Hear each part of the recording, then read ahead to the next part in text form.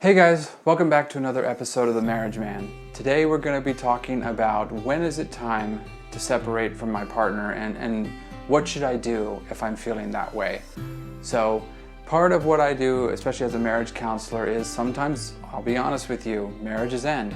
It's a reality that we see play out, and that's not me saying any way, shape, or form judgment on that.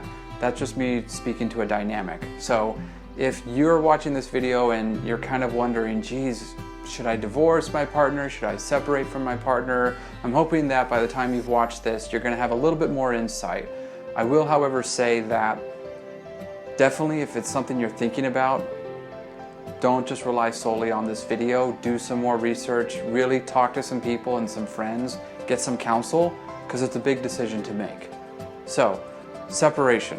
What does it look like?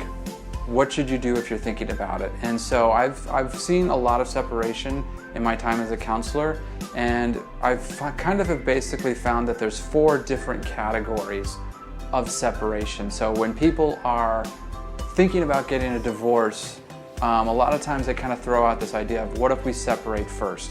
And so there's a couple different ways that this can look like. The first one is what is called legal separation. Legal separation is actually a legal term that exists in, I think, every state. And basically what it means is this idea of, I'm not going to divorce you, and so we're legally not going to be divorced, but we're legally going to have this idea of being separated, which typically means we're going to divide up our assets. This belongs to you, this belongs to me. We're going to divide up our debts, meaning this debt belongs to you, this debt belongs to me. These are our responsibilities, and we legally and financially have no responsibilities to each other. We just can't get remarried. We'll still have the same last name. We'll still have a lot of benefits. Every state's different, but usually it's a legal arrangement. And I'll be honest, this is something that I see very rarely play out, because a lot of times when people are thinking about divorce, it's a very emotion-based decision. It doesn't feel good to be in this relationship. It feels bad. Whether that's sadness, anger, grief, whatever. And so a lot of times people choose to divorce based on how they feel. But there are people out there who separation is more of okay, legally and logically it makes a lot of sense. So this could be, we've built a business together and we want that business to endure. We have grandkids and we don't really want to kind of break up the family or make holidays awkward. But we do kind of, maybe our careers have gone in different ways and we both kind of want to pursue those careers. Like I said, it doesn't happen very often, but legal separation is usually this idea of there's not a lot of joy in our marriage, but there's not a lot of pain either. Words. If it was a business, it's like, hey, we're not really making a lot of money, but we're not losing a lot of money. We're sort of kind of breaking even. And so I don't really want to invest more time and energy into this. I'm okay where it's at. And so, like I said, if that's where you and your partner are at, where the marriage isn't that great, but it's also not really that bad, and so it's maybe both of those columns are really low, maybe you might consider legally separating. Second one I typically see is what I would call just living apart. And this is more of a very, what I would say, reactionary form of separation, meaning it's like, I don't necessarily want to get divorced or start dating people or whatever. I just don't want to be around you anymore. And a lot of times you typically find this when both people are kind of sort of reactionary. This might be in a marriage where you and your partner don't necessarily fight a lot, but you also don't communicate a lot. Neither one of you really wants to hurt the other person. And so what typically I see this play out is the couple will separate and they'll live apart. And they'll sort of kind of not deal with the issue. They won't really get divorced because there's no pressing reason to get divorced. Maybe there's no kids involved, maybe there's not a lot of pain involved, and they don't really want to hurt their partner by divorcing them. Like I said, this is typically a very reactionary type. And usually when people live apart, this could last for years.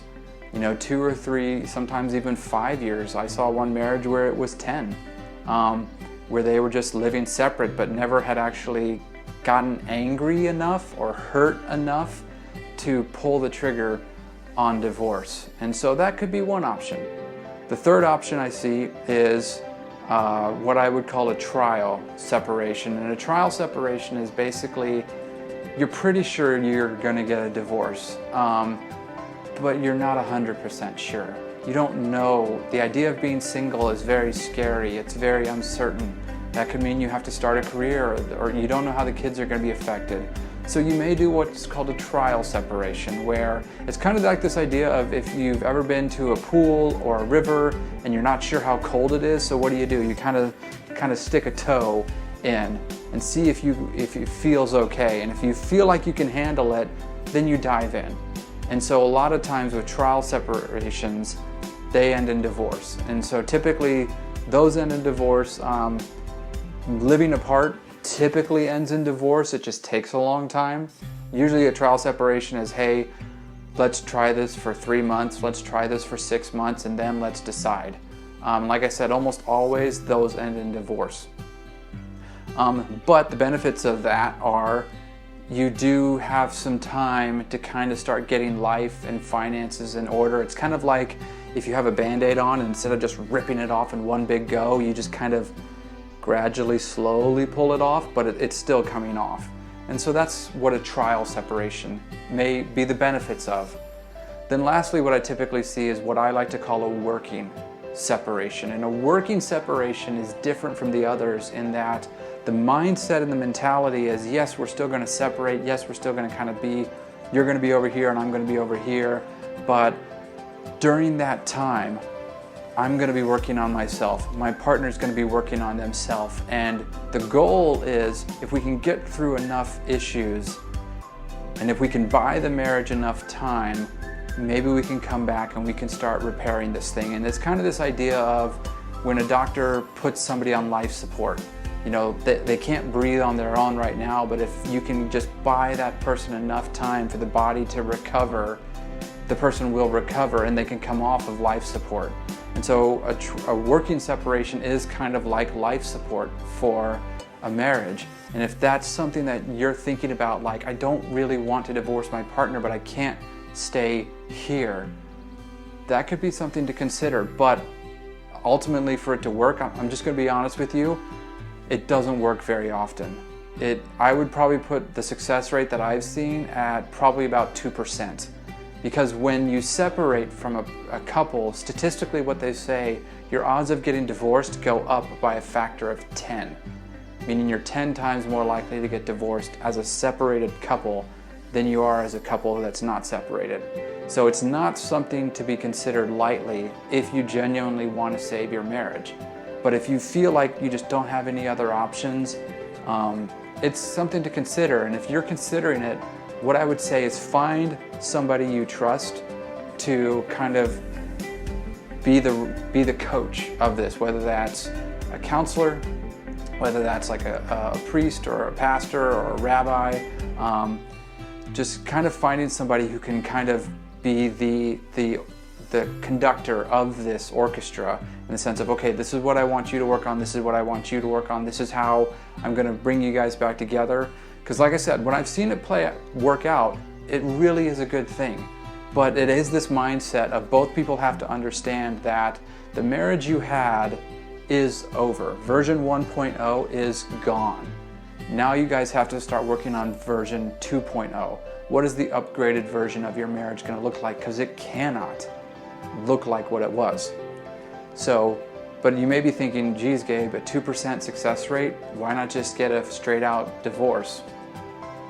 I'm not going to tell you which way to go either way, but let me say some of the benefits of if you do a working separation is, even if it doesn't pan out, even if you still end up getting a divorce, here's the cool thing. Ideally, you as an individual get better. You work on some scars that you've had, you work on some issues that you've had, something about you that kind of made the marriage fall apart. Because I'll be honest with you, no marriage ending is 100% somebody's fault. There's always a percentage. It could be 90-10, it could be 50-50, I don't know.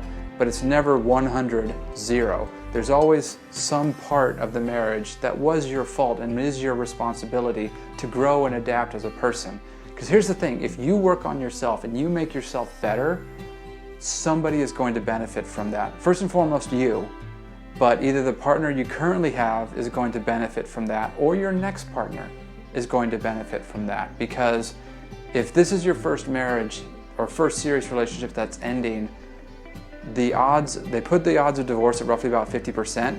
The odds of second marriages getting a divorce is even higher. It's like 75%. And third marriages, it's even higher. It's like 90%. So, and a lot of that has to do with, and I know I'm making probably a broad statement, and I hope I'm not offending anybody, but a lot of times it's that sense of somebody in that second or third marriage didn't work on themselves. They didn't take the time and the energy and the effort to say, okay, why did my first marriage fail, and where do I need to grow as a person in order to be better? And you can do that in a working separation, all right?